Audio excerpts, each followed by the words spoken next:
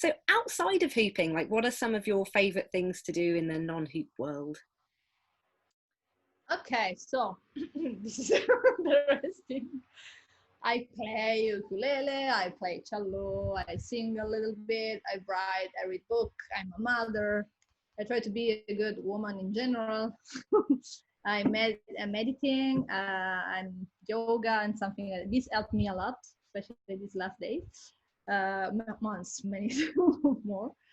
And yeah, in general, I really try to be a good person because I discovered that in my life, especially with the hoop world, with the circus world, um, how we critique a lot what the other one do, and I was the same in some way, you know. So I learned from my mistake, and I know that I can't take a sponge and clean my mistake. I can't, but I try to learn better from this one. Okay, I did it. Maybe someone don't speak with me anymore for because it's human still with the painful and everything, but you know, I know that I'm not this person. I was this person. I can be better than what I was. So yeah, this all these things out of hoop helped me to be better. Oh, definitely. And do you do hooping full time, or do you have kind of a day job? Okay, I need to tell you secrets. Uh, when I was in a circus school, I work every day. Now that I start to work, I really, if I take a hoop for 10 minutes, it's a long time. I don't take, and I realize that I don't do because I think I can be more creative and I feel stuck sometimes. I teach to the other one to be creative. It's so easy with the other one, but with yourself, it's something that I need to slap myself and like, let's go to do something, please.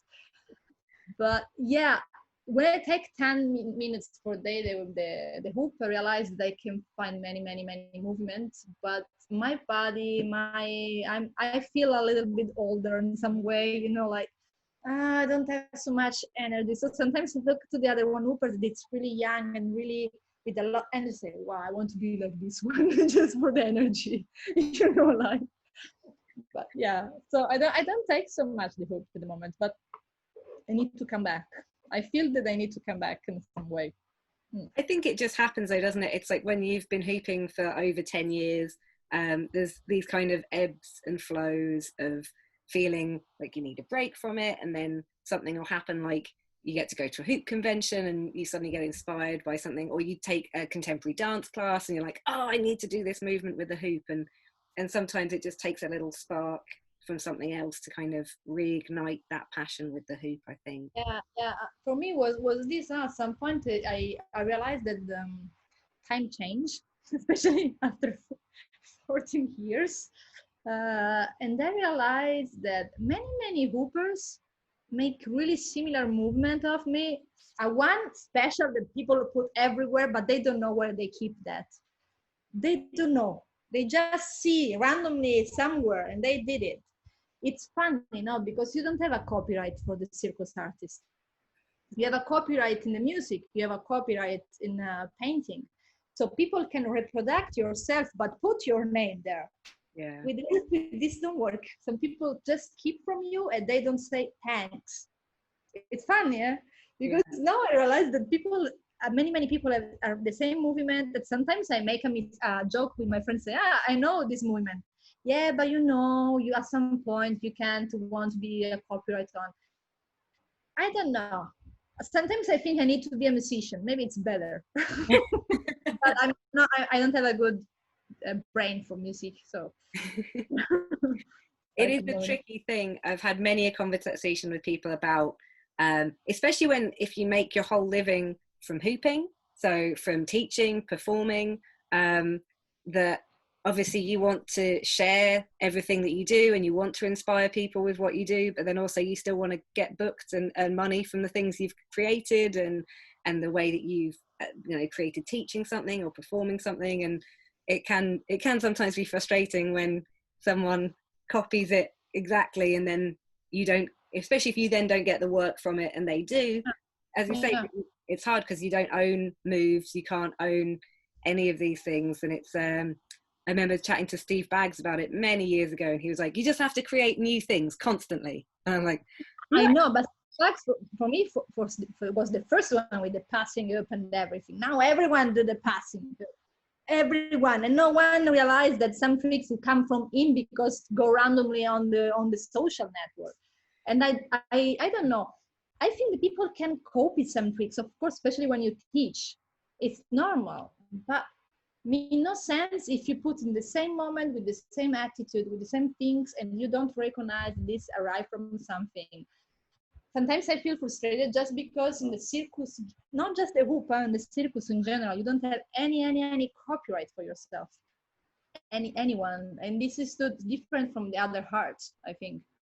Right. So in which way you can protect yourself and defend yourself and don't feel so someone when people don't recognize that it was one of these first one that did that, but you know. I think in some way I need to realize too that just change word and I'm older and I create more. So I need to refresh my brain in the washing machine or people forget. Are there any places you'd love to perform or any kind of specific shows you'd like to do, or are there kind of shows you'd like to create in terms of what you do with your hooping? Okay, in general, I find so easy to perform in a hoop convention. It's beautiful. What do you do? It's perfect. But my dreams in my life, especially in the beginning, was to go in America one day and go there because look that people is in love with you for everything you do. Just for feeling this sensation about this community that it's so empathic in some way and really with the passion for that. And I never have an opportunity to go there because I think they have a lot of people already, so they don't need people from Europe or something like that. But this is was of my dream. Like I want one day go there, or in these beautiful places where people put beautiful picture or something like that. But hopefully some of the event organizers from America will be watching this and they'll be like, we've wanted you to come and teach for years, we've just never asked. But I'm not so sparkling. My daughter is more sparkling than me, you know. Like, yeah, so. And are there any hoopers who you would like to hear from on the Hoop Circle, who you would like to know about their hoop story and hear from them in particular? Who I want to hear about more? Lila, I want to know more. She's incredible, and I know her personally, but I think everyone needs to listen her story, in which way she arrived at hoop, in which way she judged herself and everything before she realized that what she is, you know. Her and I have many hooper in my brain, but not everyone is famous. This is hard because many students that I have it, I love them. They are crazy. I have Valeria Mutinelli, you don't know, but she's played with me in Blast, in my other video, and my partner duo, and she's great, and no one know her. Kiki is another one that she's great. No one know. She for the wave we do, she's the queen. You know, like so. I don't know. I'll get their details and we'll put links so people who watch this can see the stuff that they do, because it's really nice to get people to appreciate all these amazing hoopers who they might never have heard of. Yeah, can be fantastic because they have a ton of name of people, but of course I can keep someone that you can realize that they are something different. Yeah. Definitely. Well, thank you so much for being a guest today. It's been great to talk to you.